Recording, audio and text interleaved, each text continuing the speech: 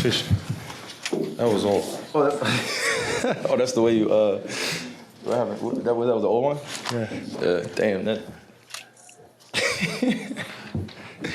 Kyrie, how much fun did you guys have out there tonight, and how were you able to pull that one out? I think it was fun once the game ended.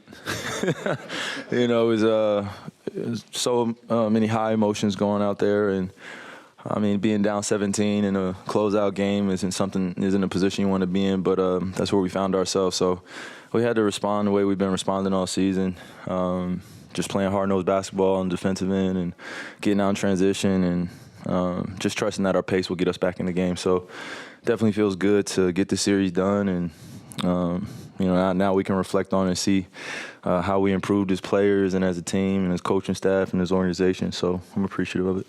What can you say about PJ? He was scoreless through the first 3 quarters, and then 9 points there in the fourth Yeah, I don't quarter. think it mattered to PJ too much. I think he was just waiting for his moment, and he's played well majority of the series. So we had some confidence in him that eventually he would make some big time shots, and grateful that he knocked them down, man. That's just pure confidence and belief.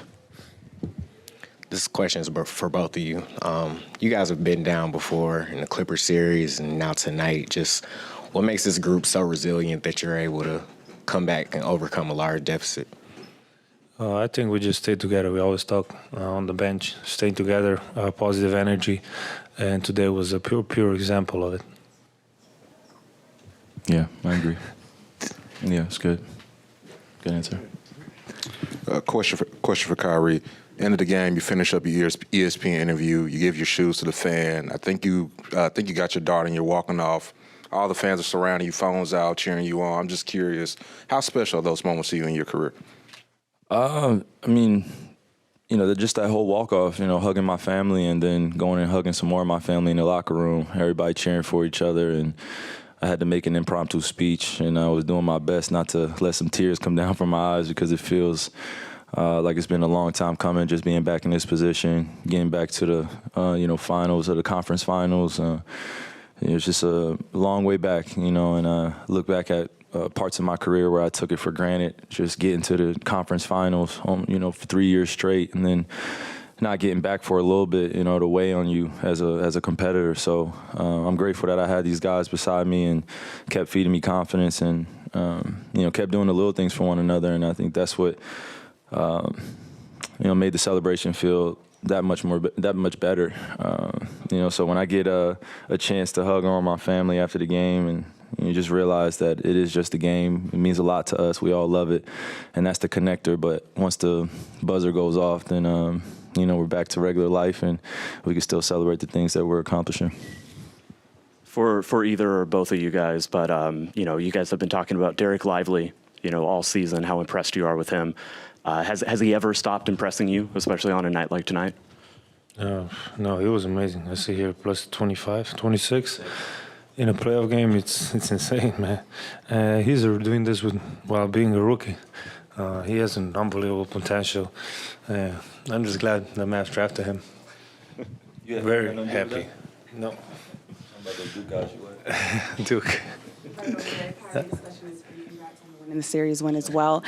Every other day or so, you're tweeting out, tribes stay together no matter what, and that's a message that resonates even outside of basketball. What would you say to those young kids that are trying to find their tribe and, how to do that importantly? I would say, when I tweet those things, it's not just for, basketball fandom or just my family at home or family internationally. I think it's just for humanity in general. And I know how big this platform is. I don't say this arrogantly, but I know how big my presence is alongside my teammates whenever we go out and represent our respective countries, our ethnicities, our nationalities, our cultures. We're bigger than basketball players here. We understand that. But when we go out and compete, whether we win or lose, people take those emotions home with them. And so I just try my best to send out a peaceful tweet to let everybody know, just don't panic, stay poised, and we'll get back on the winning track. And when I say winning track as well, applied to basketball, I'm really applying to life. Just stay together, keep seeking the truth, and keep God first. That's always been the mentality, so I love to share that, especially through a tough series like this where everybody's wondering, what are these tweets coming from? What are they about? And, some people are going to dissect them, but it's really just about the young kids at home understanding that they have older generational leader that's looking out for them and letting them know, hey, this is bigger than the game itself. Just stay together, stay poised, and keep enjoying life, man. The game goes on. Oh, Luka, if you got that mic fixed. The long answer. Could you the rebounding was awesome, and generally speaking, but in particular the offensive rebound PJ got, and I think he kicked it out to you. Just talk about hitting the 27 second chance points and all. There's the huge rebound. I mean, 27 is amazing. It means our passion and our energy was at the high level. Everybody was concentrated. We know we said at the halftime we're not going back to OKC, so that's what we did. We stayed together, as I always say, and playing with energy. That rebound, the PJ guy, I remember. And then I draw and he hit the three. It was a huge moment in the game. It was a momentum change, and it was very, very huge at the end of the game. Luka, you obviously shot the ball well these last couple games, but for a lot of the series, it was a struggle for you to get in your normal kind of groove. What's it mean to you for you guys to be able to win a series, when it was a struggle for much of it for you? I mean, we won the series. That's what it matters in the end. We won 4-2, being not home. We didn't have home advantage, which is great. And I mean, it's great that we won. But just, struggle is going to come. You got to stay positive and keep hoping. You can impact the game other ways, not just by shooting poor or good. And Kyrie, what was the gist of your impromptu speech post-game? What was the gist of, you said you made an impromptu speech in the locker room. What was the gist? I'm sure it'll be on social media or something like that, man. So I don't think there's any more privacy to it. But, my teammates know just, again, I was trying to hold back the emotions just because of how hard and tough this series was. And I think we really got to appreciate each other's talents and skill sets, and most importantly, our will. Got a lot of guys that love to compete, a lot of guys that want to see each other do well and are willing to sacrifice and do the little things in order to get wins. So I think we're continuing to prove that. Obviously, the job's not finished, but feels good to be in the conference finals, to be, the last four remaining teams, right? Eventually, just you don't want to take those moments for granted because no guarantee that you get back. So, Luka, there's not many guys left over here. There's not many guys left on the roster that was with you the last time you made this stage. They go out last year and get Kyrie. Then the front office recognizes they've got two all-star guards in their primes, and they go out and throw 2 first-round picks to really just fortify this group. How much has it meant to you to see this organization continue to add pieces to really support someone like yourself? Big time. You can see this group has been together for like 5 months. Like I say, we're capable of more and more, I think. But just a big time trades, big time adjustment, and keep bringing them. I mean, whatever. I'm tired, man. So this is a question for both of y'all, Luka, Kyrie. Y'all saw the doubters that were saying that y'all wouldn't work. Kyrie, a couple months ago, you talked about the D grade that ESPN gave y'all. Could y'all talk about just... D? Yeah, they gave him a D rating for the trade from the Nets. So could y'all... Hey, man. Yeah, I wanted to ask y'all how... into All-Star game to be how does it feel to prove the doubters wrong? I don't think we care. We enjoy playing with each other. We enjoy playing with this team, so we don't really care what other people have to say. Along those same lines, Luka, as a brother and as a teammate, what does Kyrie mean to you? Kyrie, as a teammate and a brother, what does Luka mean to you? Oh, we're getting emotional now. Like, we don't talk about it. Go ahead, man. Yeah, because you get the long speeches. Big time, man. When he came, nothing but supportive of everything I did, everything we did. But just it helped me mature a lot. I realized to see the game in a different way. And obviously in the court, it's amazing to play with a guy like him. Like I said, just go out there, enjoy. And the leader he's been for us, not just for me, but for us, he's been amazing. Always positive energy.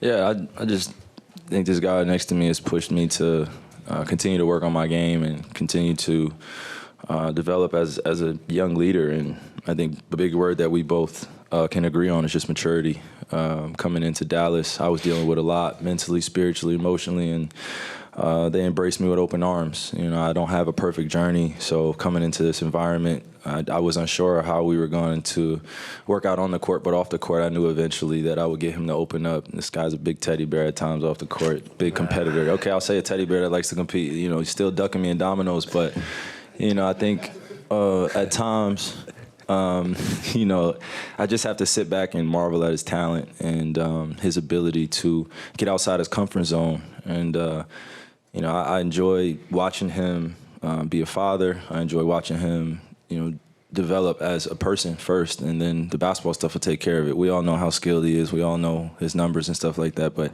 I want to be a teammate and a brother next to him that helps him grow as a man and helps him achieve the things that he wants to achieve. And I know he feels the same way. So the mission is still the same for us. And when we step on that court, we enjoy competing with each other. And the times that you guys don't get to see is the times we get to compete against each other on the court in practice, which we just laugh and joke and we work out together. And, you know, we know that this dream of ours started when we were a kid. So to connect like this on this level, I'm 32, you know, he's a young 25, 26, you know.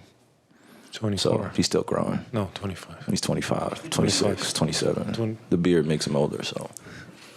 But no, he's just a good kid, man. Good human being, good young man.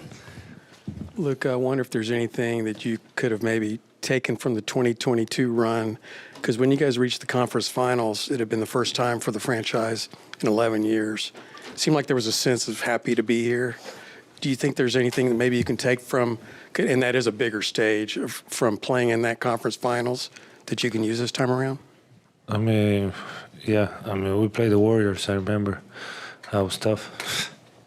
That was a tough run. I think we could have won the game 2 there.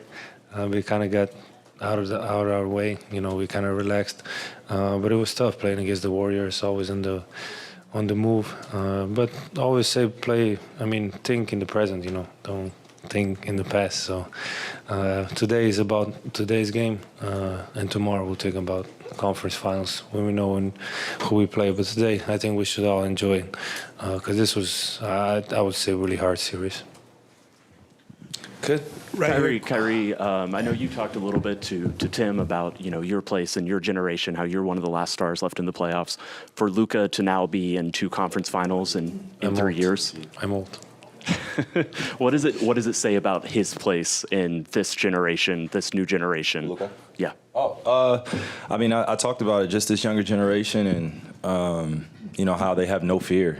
You know, they don't see the OG superstars as guys that they look up to as much anymore. They want to kill our records. They want to they want to kill us every time they get on the court. And that was the first thing I noticed about Luka is that he just had no fear going against the best of the world, and he always walks around like he's the best player in the world. And I think that's the confidence of a champion. That's where it starts. And you know, we want to continue to. Hey, it's okay, Elo.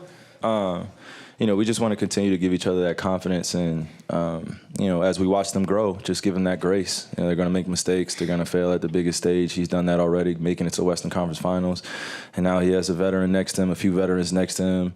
It's a different run. I think that team in 2022, I have a lot of respect for that team. They were happy to be there, but I think he knows our approach is job's not finished, and we got to get back to work after we get rest, and we got to get back on that court. You know, and continue to condition ourselves mentally and physically and just get prepared.